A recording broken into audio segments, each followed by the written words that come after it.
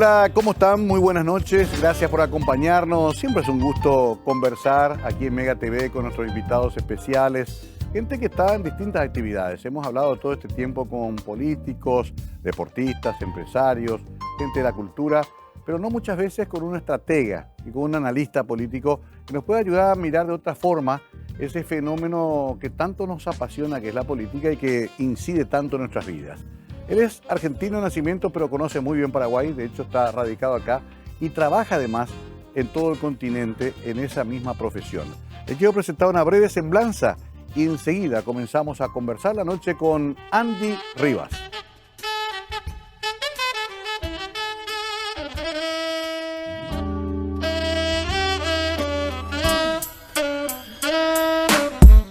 Andy Rivas es estratega internacional especializado en investigaciones de grupos focales y planificación estratégica en campañas electorales y para empresas multinacionales.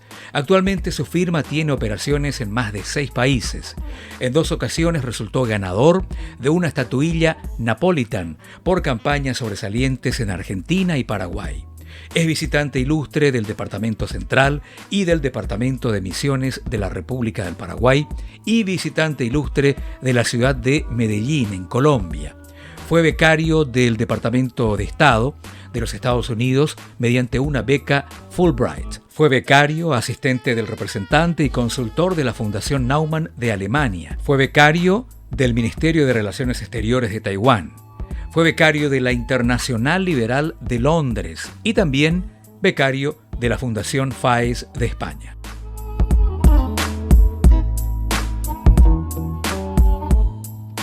Bueno, querido Andy, por fin te tengo acá. No vamos a negar que somos amigos, lo cual a mí me honra, pero hoy vamos a hablar mucho de tu profesión. ¿Cómo te va? Muy bien, ¿y vos? Bien, ¿de visita por Paraguay? Sí, de vez en cuando tengo que estar, 15 días al mes o más yo estoy en Paraguay después, Por girando eso. por los distintos países. Me recuerda una anécdota que te va a causar gracia porque cuando Lugo viajaba mucho, la oposición de Lugo decía el presidente visita Paraguay, porque estaba mucho más tiempo afuera. Bueno, Andy Rivas visita Paraguay, aprovechamos. Pero a pesar de eso, digamos que tenés una historia con Paraguay ya de, ¿cuántos? 7, 8 años. Desde que empecé a venir a Paraguay van a ser 14 años la próxima Semana Santa. ¡Qué Yo llegué bárbaro! a una Semana Santa hace 14 años en Paraguay y ahí comenzó mi historia paraguaya inesperada totalmente. Qué increíble, ¿no? Porque hablamos de por lo menos 3 o 4 gobiernos que viste pasar, elecciones, convulsiones políticas, viste todo el arco político de un país como el nuestro muy intenso, ¿no? Sí, se puede decir que empecé a ver América Latina desde la visión paraguaya, que no es común y no es normal, digamos. Claro, porque vos te formás en la Argentina y después también en los Estados Unidos, tenés mucha vinculación con otros sectores, Alemania también, una formación más bien liberal, digamos. ¿Cuál es tu procedencia académica y sobre todo también tu pensamiento político? Bueno, yo estudié Relaciones Internacionales en Argentina, después tuve una beca del Departamento de Estado, que es una beca que se llama Fulbright, y me fui a estudiar a Estados Unidos. También tuve una beca del Departamento de Cooperación del gobierno alemán, estudié en Alemania. Fui profesor varios años en Alemania de teoría liberal. Sí. Aprendí muchísimo y aprendí a ver cómo desde el extranjero se traduce la política latinoamericana, que es muy difícil de comprender. Para un norteamericano, para un europeo, entender cómo es la dinámica del qué piensa, qué siente y qué quiere un político y una sociedad es casi imposible de comprender. Soy muy crítico a los analistas extranjeros que tienen visiones muy sesgadas de lo que pasa en nuestra región y por eso muchas veces sus representaciones diplomáticas como embajadas o los tomadores de decisiones en los diferentes centros de países que tienen tendencia a influir en el mundo cometen muchos errores con nuestra región. Claro, y ahí es donde entran ustedes que pueden decodificar eso para esos sectores. Me imagino que muchos te consultan buscando esa suerte de traducción de nuestro folclore político. Vos sabés, Andy, que antes decíamos que el Paraguay es el cementerio de todas las teorías e ideologías, pero parece que es todo Latinoamérica. Lo que creemos que ya es para siempre, sin embargo, acá puede cambiar de un periodo a otro, ¿no? Argentina ha tenido presidentes justicialistas, pero con una visión liberal de la economía, por ejemplo. Eso no es raro. Es muy difícil porque la sociedad está tomando reacciones mucho más rápido que la que toman los políticos Mm, y sobre todo mucho más rápido de la que toma el sector privado. Muchas de las empresas que son importantes en la economía y en la sociedad de los diferentes países donde yo trabajo, no tienen capacidad de leer la situación política y los escenarios que van a venir. Incluso el sector privado comete grandes errores. sí. Incluso las tomadores de decisiones como los políticos, que muchas veces yo siempre digo que mis clientes crean verdades que no son parte de la realidad. ¿Cómo es eso? Los políticos generalmente crean verdades que no son parte de la realidad porque empiezan Mm. a ver solo lo que les gusta ver, lo que les conviene ver, y giran la cabeza para el otro lado de lo que no les conviene ver porque va a llevar mucho tiempo en cambiarlo, mucho dinero en cambiarlo o muchos problemas. Y ahí es donde se disgrega lo que un político dice en los medios y lo que verdaderamente está pasando en la sociedad. Entonces, imaginemos incluso esa complejidad para un europeo, para un norteamericano, para un centroamericano incluso. Tienen lecturas de la realidad muy diferenciadas que cuando personas o empresas del extranjero tienen que tomar una decisión, yo siempre digo que tienen tendencia al error.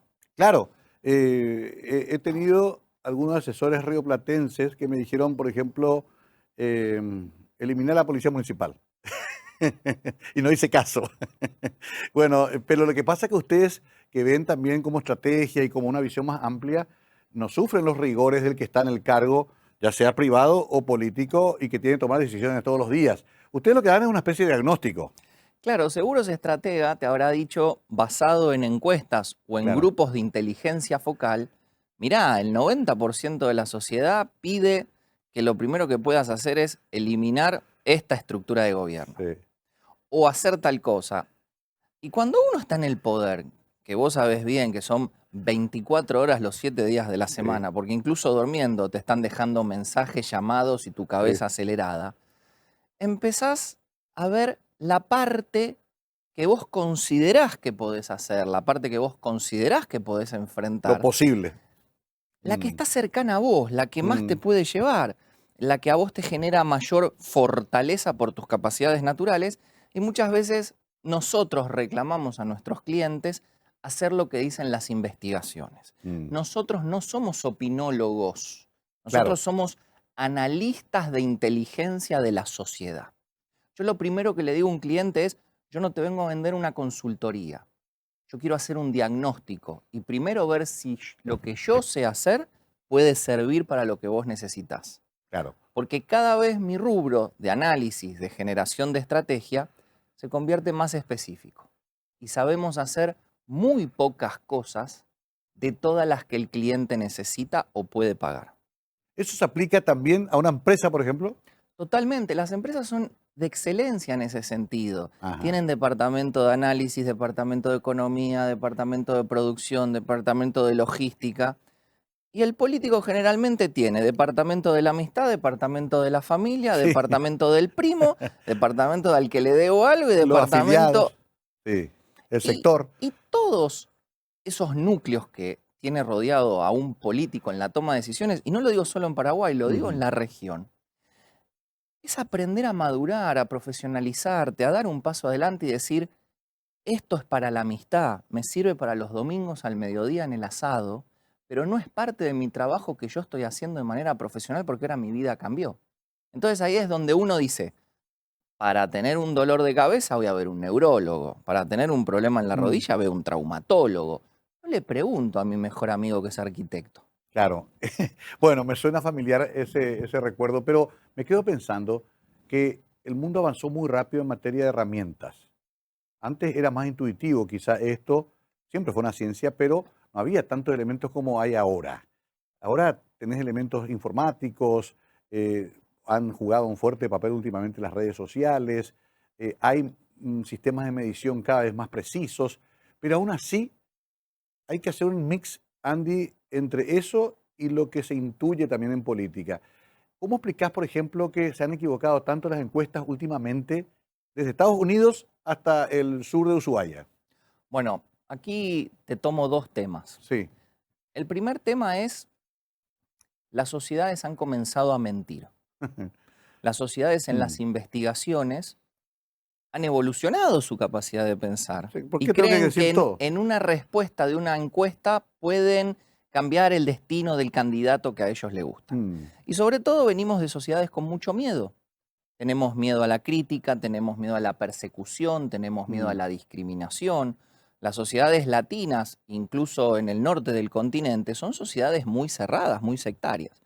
Entonces, primero hay una dificultad en obtener la verdadera opinión de la persona o la verdadera opinión de ese grupo de personas. Sí. Y es ahí donde, bien como vos decís, se profesionaliza, hay que ir más profundo. Hay que seguir obteniendo esa sensación temporal que tiene un votante. Porque en el fondo, si uno es contratado, y en mi caso yo trabajo para empresas globales e incluso políticos que tienen mucha presencia geopolítica en otros países, uno tiene que llevar coordinaciones geoestratégicas de diferentes sociedades, de diferentes culturas, de diferentes religiones y de diferentes prioridades. Y si ese análisis se hace mal, ¿la empresa quiebra o el político que aspira a crecer fuera de su país y tener cargos de mayor incidencia regional se equivoca? En el caso mío, por eso cuando vos me decías hace un tiempo qué importante es poder concebir los tracking, los seguimientos de diferentes acciones en diferentes países en los últimos 15, 10, 12 años, que hoy pueden estar sucediendo en Paraguay o en otros países, en el caso mío, que tengo puntos de comparación en otros países, me sirve mucho para ver dónde se estaba y los posibles escenarios a donde uno va. Ahí te hago un punto para hacer la pausa, pero se nota que es un hombre apasionado de este tema y podemos hablar horas con Andy y vamos a ir investigando un poquito más esa visión tan amplia que él tiene, estos fenómenos que nos afectan directamente en cada elección, en cada periodo gubernamental, en cada elección, inclusive las autoridades de un pueblo, una ciudad. Vamos a hablar un poquito de eso. ¿Elegimos bien? ¿Elegimos mal? ¿Vamos como corderos en un rebaño diciendo lo que nos señalan sin pensar mucho en nuestro voto? Vamos a hablar un poquito de eso y de varios otros temas hoy con Andy Rivas, conversando en la noche.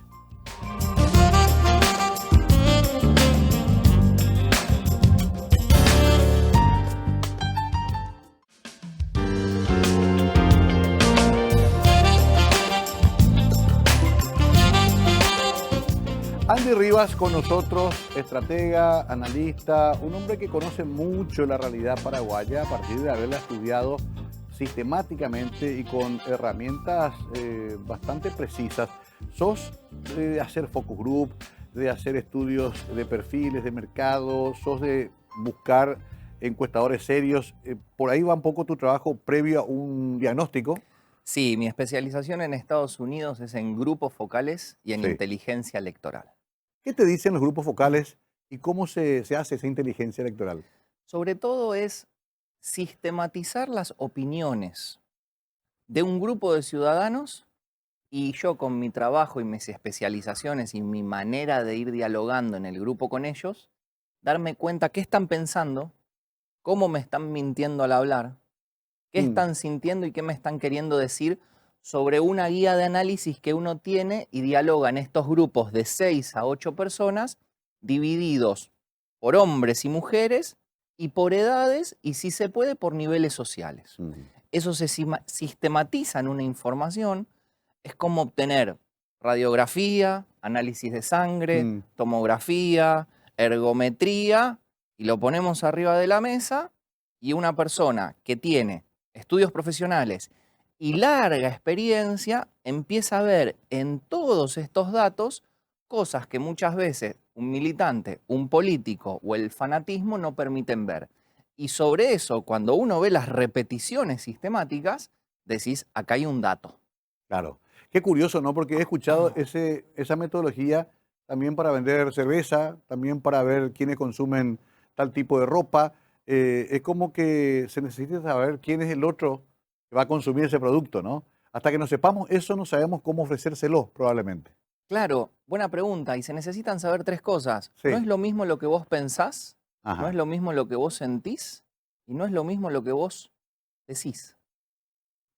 Muchas veces vos pensás algo, lo sentís de una manera y lo expresás de otra.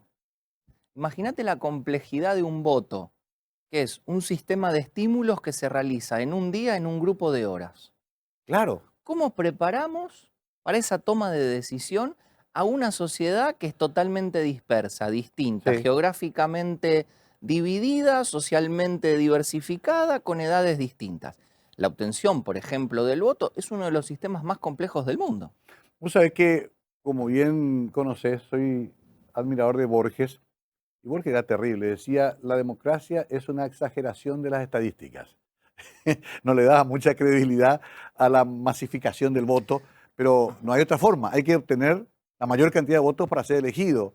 ¿Cómo se logra eso? ¿Cómo un candidato conquista al electorado? Yo siempre le digo a mis clientes que la política es ver la vida con una lupa, todo está intensificado, el amor, el odio, la Sí, guerra, las cierto. sensaciones, las expresiones. Y lamentablemente yo difiero con un sinfín de mis colegas que hoy están trabajando mucho en estas grietas, en dividir a las sociedades en dos y en Mm, hacerlas chocar. Yo ujú, creo que eso ha generado muchísimo daño. A ujú. muchos de los eventos que nos reunimos con colegas, incluso que han sido profesores míos o mentores o personas de mi misma generación, están muy convencidos como ciertos grupos de médicos o ciertos grupos de arquitectos que la tendencia es en cierto sentido. En este caso, la grieta de dividir Sí. a las sociedades, polarizarlas en dos y en ese choque de titanes que salga el ganador. Yo estoy muy en contra de eso. Yo creo que hay que trabajar mucho en la persuasión, Mm, en la inteligencia de la sociedad que uno está tratando de persuadirla o de contarle algo. Hay que trabajar mucho en la educación de esa sociedad. Y eso lleva tiempo y dinero, que es muchas veces lo que el político o el empresario no quiere gastar. Y digo empresario porque también represento grandes empresas claro. multinacionales que tienen intenciones de trabajar en relaciones gubernamentales o posicionar mejor un producto no solo en un país, sino en varios. Entonces, esta complejidad es muchas veces cuando uno va a visitar un médico y escucha todo lo que el médico le dice y piensa, qué simple que es. No, detrás de eso hay 80 años de investigación y el médico lo está resumiendo en una sola forma. La política es lo mismo, está con una lupa y sobre todo se agrava por un lugar y un tiempo y hay que tomar una decisión en un solo objetivo que es una fecha electoral. Qué peligroso esto que mencionabas porque se vivió ahora en Perú, donde te acordás que tardaron como 40 días en dar los resultados y los guarismos fueron muy ajustados, muy polarizados, el modelo Fujimori y el modelo Castillo, y termina lastimosamente en un fracaso de esa experiencia. Brasil está en un momento difícil igualmente, sabemos lo que pasó en Estados Unidos, es como una tendencia. Entonces mi siguiente pregunta es, igual el analista no tiene una ética, digamos, o sí, vos me vas a corregir, digamos, de ser una buena persona que quiere lo mejor para su sociedad. El analista te dice, mira hermano, hace esto si quieres ganar, aunque sea polarizando la sociedad. O vos sos de lo que decís, hasta aquí puedo llegar. Yo soy de los que digo hasta aquí puedo llegar Ajá. y siempre mantengo relaciones muy cercanas con mis clientes, sean políticos o empresarios, en dialogar desde una visión familiar, religiosa, Ujú, ética y hasta personal. Decir, ¿qué opinas de esto? Yo, a diferencia de muchos colegas míos, cuando hablo con un cliente le digo, mira, este es el problema, demostrado de esta manera, y te sugiero esta posibilidad y esta posibilidad. Para mí la mejor es esta. Si vos querés tomar cualquiera de las otras dos por una decisión personal, política o de objetivo, claro que lo hacemos. Pero hay que ser muy claro en el diagnóstico. ujú. Después vemos si el tratamiento es con una bicicleta o mirando televisión. Pero el diagnóstico tiene que ser comprendido por la persona que contrata al consultor, que es muchas veces lo que no sucede. Te dice, no, eso sí sé que está ahí, pero lo vamos a tratar más adelante. Ujú. Ahí entra lo otro, que es, ¿aconsejaría una campaña sucia, por ejemplo, vos? No, jamás hice una campaña sucia, no me siento identificado. A lo largo de tantos años en este rubro, porque empecé de muy joven, tengo que reconocer que fui muy inquieto de chiquitito, Sí. me di cuenta que yo soy una persona que le gusta el diálogo, que le gusta el consenso y que le gusta el trabajo de persuasión. Yo no soy esa persona que va a decidir ir a romper, atacar, difamar Mm, a la otra empresa o al otro contrincante. Yo creo que ujú. tenemos que trabajar como hace una religión, en el tiempo, en la persuasión y en la educación. Esa es la parte de la biblioteca en la que a mí me formaron. ¿Qué vota la gente y por qué le vota a un tipo? Porque a veces, ya hemos discutido esto en privado también, personas muy conocidas no consiguen el voto. A veces no sé si se inventa, pero se construye un candidato también. Y sospechado, que de repente va creciendo y se le apuntala. Muchos se desilusionan también porque dicen, yo tengo que ganar si todo el mundo me quiere. Fui ministro 20 años y tengo que ser presidente. Y quedan cuartos. ¿Qué es lo que pasa cuando se vota? ¿Por qué se vota? Sobre todo, no tiene nada que ver la capacidad que la gente te elija en una votación y que vos seas conocido. Ok. Vos podés ser conocido por cantar canciones a la noche en un local bailable, te debe conocer el 90% de la ciudad, del pueblo, de tu departamento, de tu estado, y no por eso te van a votar, porque no ven en vos las características Ok. que se necesita para ese 30 de abril del 2023 entre la madrugada y la tarde. Ok. Y para eso, esto es una constante calibración de qué le está sucediendo a la sociedad. ¿Qué está pensando esa sociedad para hacer un acto ese 30 de abril? ¿Qué está sufriendo esta sociedad? ¿Qué está pensando? ¿Qué la divide? ¿Qué la acerca? Lograr esa empatía. Como dirían en el sector privado, ¿qué tenés en el top of mind? ¿Qué tenés en la cabeza en ese momento cuando a vos te dicen, tengo calor y quiero beber algo?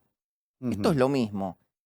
El estratega junto al cliente y al político tiene que tener la capacidad y la inteligencia de investigación para ver qué va a estar pasando en la gente las 48 horas antes previas al 30 de abril y cómo puede lograr ese poquitito que no tiene y necesita para llegar. Porque todo político sabe lo que tiene y lo que no tiene.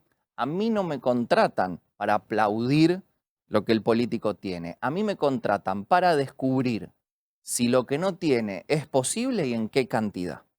Vos sabés que Jaime Lerner, que ganó 4 elecciones en Brasil, el alcalde histórico de Curitiba, gobernador también alguna vez de Paraná, me dijo una vez, es un hombre muy sabio, ya fallecido, me dijo, mira Mario, no pierdas mucho tiempo en estadísticas, obras, proyectos, porque la gente vota con el corazón. Yo me quedé sorprendido, porque es un gran arquitecto, un tipo que en realidad podía prometer obras, porque el tipo tiene el bagaje. Me decía, no, nosotros hicimos corazón curitibano, pintamos los autos y conquistamos a la gente. Ganó 4 elecciones. ¿Coincidís con esa visión? Bueno, ahí está la pregunta que nos hacemos desde que empezamos en este rubro. ¿El voto es racional, es decir, el voto se piensa o el voto es una emoción y una reacción? ¿Y? Para mí el voto es emocional, para mí el voto es una pasión y una reacción, y es mucho de lo que grandes colegas, amigos míos con los que hablo semanalmente o nos encontramos regularmente en ciertos países, te dicen este momento es de confrontación, de división, y en el medio del choque obtenemos el resultado. Entonces, primero, el voto es pasional, el voto es emocional, el voto, la persona considera que lo tiene pensado, analizado sobre necesidades, posiciones, situaciones, cuando el voto es una pasión de un momento. ¿Sabes qué? Yo me voy a comer con vos un asado y no me voy a comer con el otro, porque a mí me gusta comer el asado con vos. Y punto. Eso es un voto. Qué increíble. Ahí tengo que hacer la pausa. Es apasionante este tema. Quiero después preguntarle a Andy también sobre esta polarización que él hablaba. Bueno, si en Paraguay también ya hay señales de que podríamos ir al mismo camino y sobre todo el bipartidismo tan grande que no permite demasiado lugar para el tercer espacio. Él conoce mucho nuestro medio y nos puede dar algunas pistas. Andy Rivas, hoy conversando en la noche.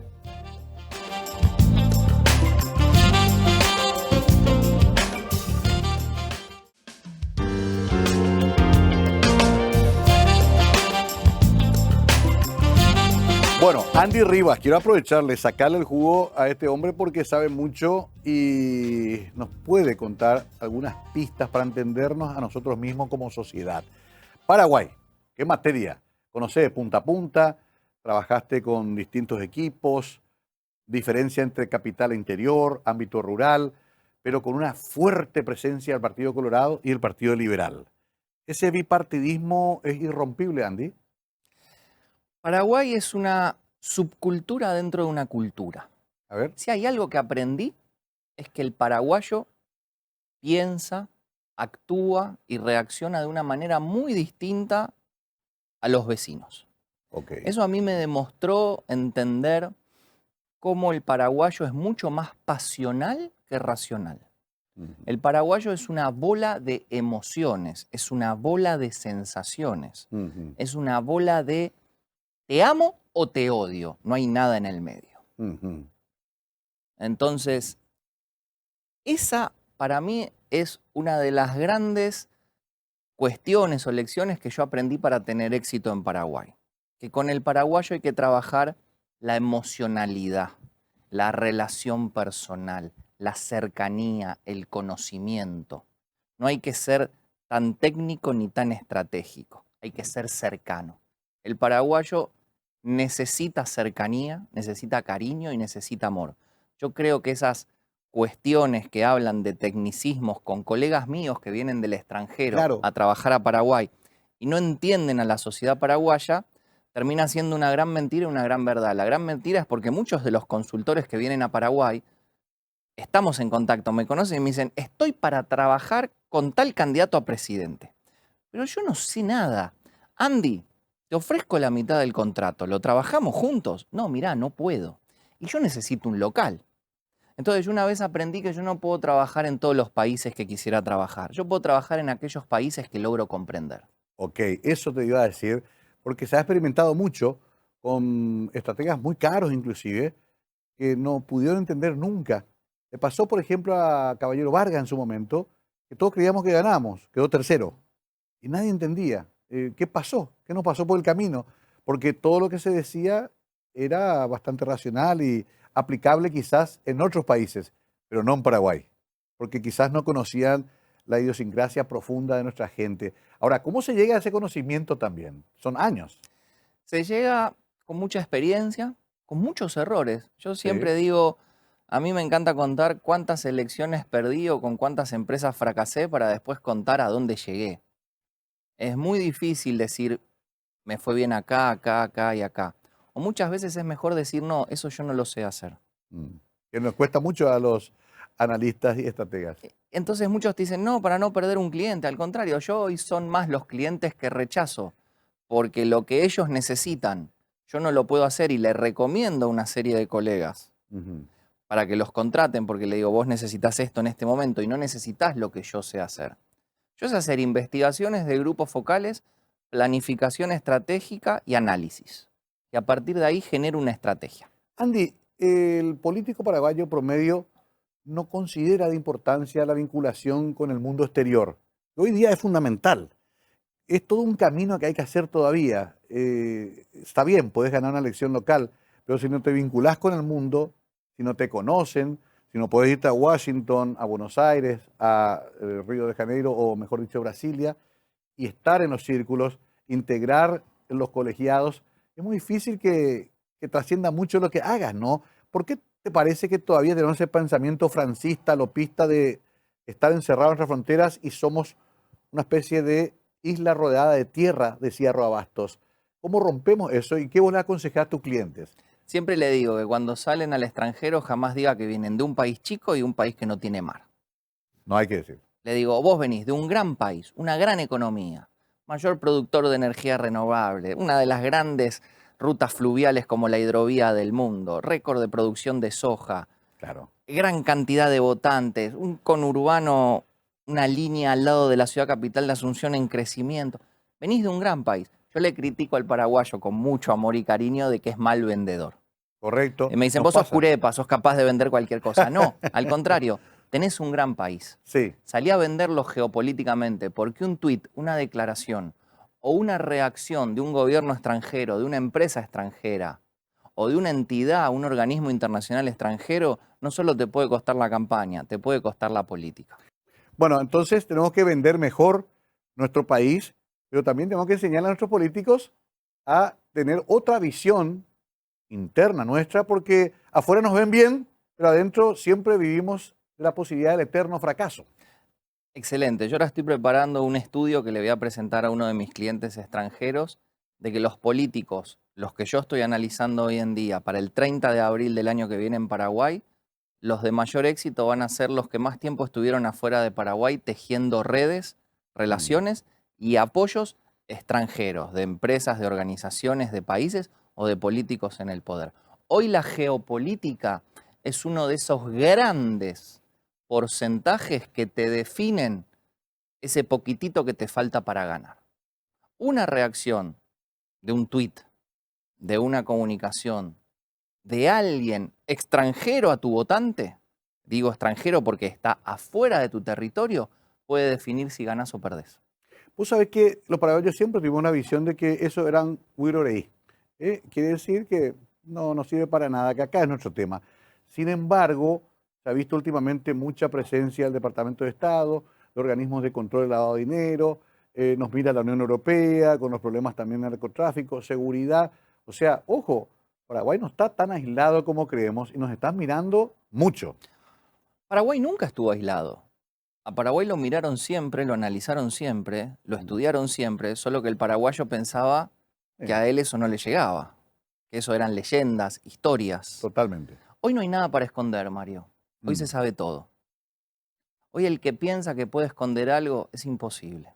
Aunque esté en un distrito perdido del norte, frontera con Brasil. Imposible.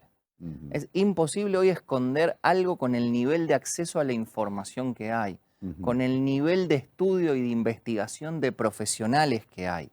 Hoy las empresas no pueden esconder sus balances, hoy los políticos no pueden esconder sus problemas, ni la sociedad tampoco se puede esconder de lo que verdaderamente le está pasando, porque hoy la sociedad tiene herramientas para manifestarse, para quejarse, para rápidamente hacer una manifestación, para rápidamente ir a la puerta de la casa de un político. Antes eso no existía. Hoy el acceso a la información es el gran poder, es la gran herramienta. Si haces cuestiones ilegales, se saben. Y si haces cuestiones buenas, también se saben.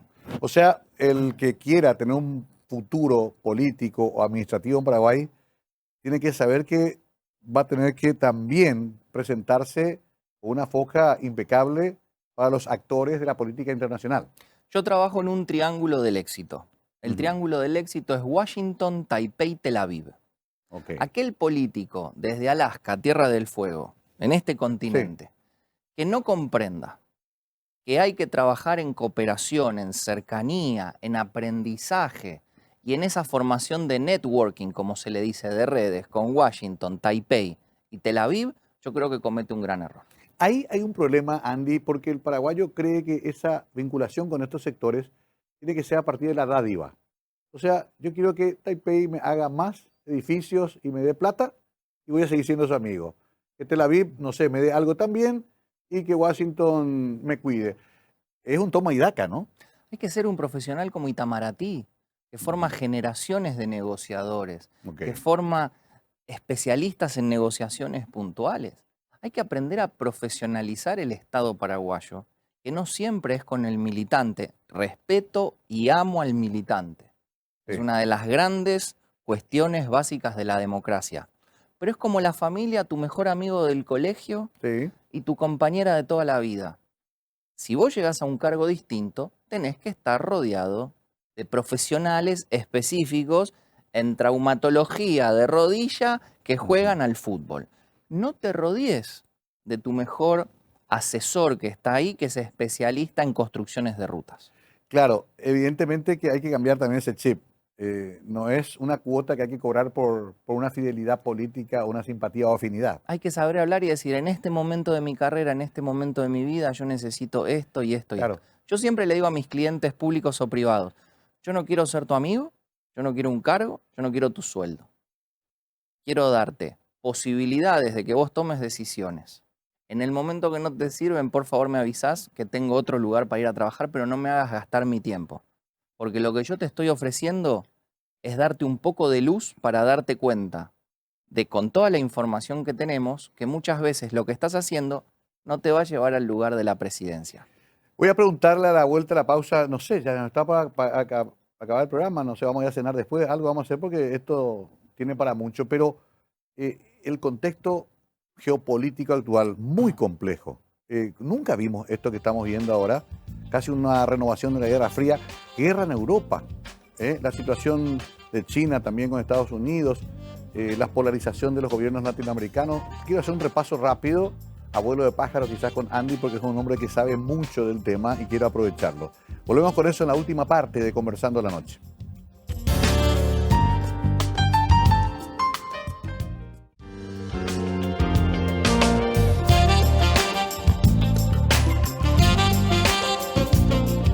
Andy Rivas con nosotros, analista, estratega, pero sobre todo un hombre que es apasionado, estudia todo el día los fenómenos políticos y sociales a nivel mundial.